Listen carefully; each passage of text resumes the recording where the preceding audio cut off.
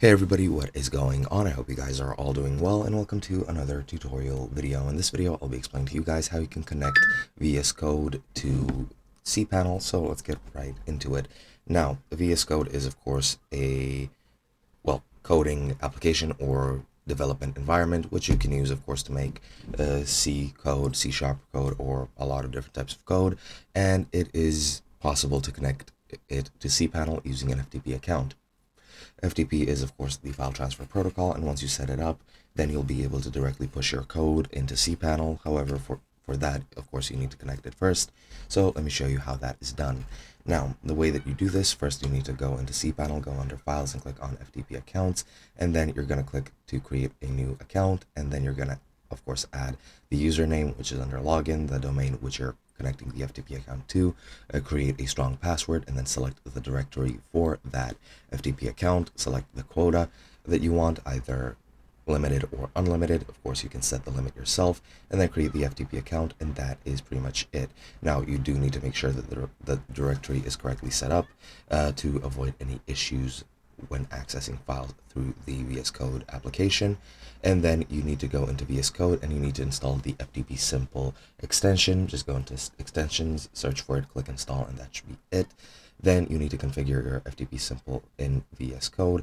Firstly, you need to go into cPanel under FTP accounts, click configure FTP client next to the account you've created previously, and then you're gonna get the necessary FTP account details from there.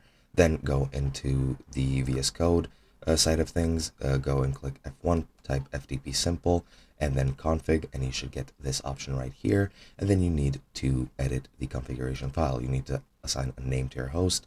You need to enter your shared IP, and the shared IP address is under general information in cPanel. You need to set the port to 21, then enter the username and password which you've configured in cPanel, then specify the directory path and enable autosave by setting it to true, and you should turn off confirmation prompts by setting confirm it to false. However, you can keep them on true and then confirm every time you're doing something. And as you can see, disabling them can streamline your workflow, and that's basically the only reason to do this. You can keep it on, but I do recommend you turn it off.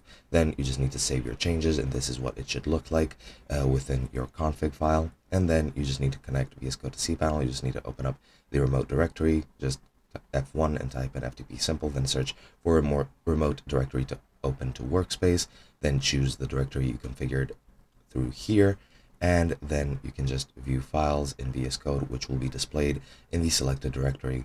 Then, to make sure everything's set up correctly, make any edits in VS Code, open up a file from the workspace, make changes and save, and then refresh the relevant page on your server to see if the changes have been reflected in real time.